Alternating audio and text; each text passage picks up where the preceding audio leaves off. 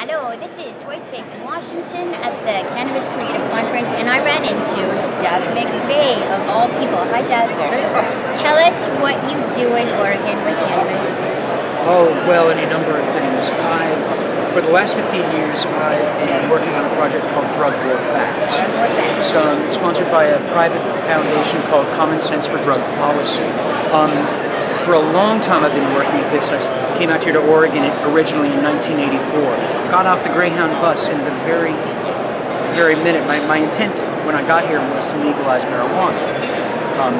Later that evening I met Jack Harry, put me in front of a grocery store, and I petitioned for several hours until he finally remembered where he left me, and he came up in the van and picked me up. It was a great introduction. So now that cannabis is legal in Oregon, how do you feel about it? How's it going? Yeah, we have limited legal possession and cultivation, and eventually we will have limited legal retail sales. It's a great step forward. It's a first step, and it's very cool. So what do you think they're doing right? Well, they've taken away criminal penalties for basic small amounts of cultivation and possession, because drug use itself should not be criminal. Cannabis, alcohol, any of the others, they should not be criminalized. You need to have some kind of way for people to get the stuff. And so retail sales, for a lot of people, that's the only practical way. I mean, if you live in an apartment or whatever limited circumstances, you can't grow for yourself. But if you can grow for yourself, then you can be free from the market, which tends to be dominated by the money. If you want to have, God bless you, I've supported I-502 in Washington State only because I knew that we had to get one state somewhere to legalize, and as soon as we did, it's like breaking open a dam. Reform would flood everywhere. Having said that, I apologize to the people of Washington State that you're stuck with a really mediocre legalization law, and that you've got so many limitations and so many issues that have arisen from it, especially to the patients who are getting hosed, especially now. Having said that, you did do something fantastic. You took one for the team. So my apologies, but thank you. What are some challenges that you foresee happening in Oregon, the way they're setting it up?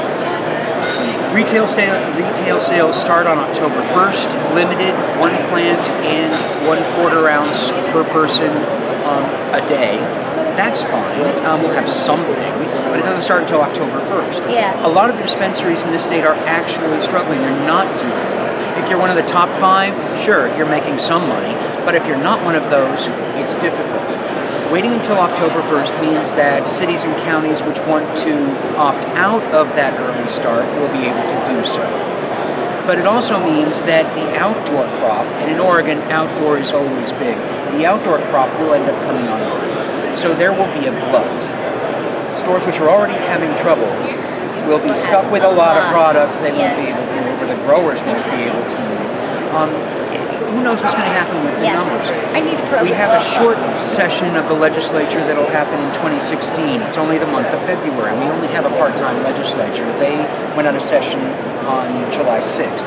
So there's a chance that they may decide, looking at just a couple of months of retail data, looking at just barely a month of sales tax data, they may decide that they need to tinker once again with the tax rates and with some of the other rules around it. They probably will. They could. We have initially a 25% sales tax that will be imposed. That will change eventually to a 17% sales tax. But we've never had a sales tax in Oregon. On anything. That's right. We want you people from Washington and from California to come up here to purchase your big ticket items, especially those consumer electronics. Oh yeah. But the thing is that some have argued it's like the thin end of the wedge. You have a sales tax on one thing, it'll make the legislature think that this is a good idea, and we might get a sales tax on something else. That was where some of the opposition to that idea came from. And if they're not making enough money, well, maybe they'll hike it up a bit. We'll see what happens. Well, indeed. It's really interesting. All right, so thank you so much for sharing, Doug. Where can we find your work? drugwarfact.org. Drugwarfacts.org. You can also, I'm covering this as a journalist through a thing called the Drug Truth Network. Okay. I also work with a local radio station, but I'm getting some material from a show, Century of Lies, and you can find that show, archives in the next edition, at drugtruth.net. Beautiful. Thank you so much. For Marijuana Channel 1, this is Twice Baked in Washington. Have a good day. Thank you.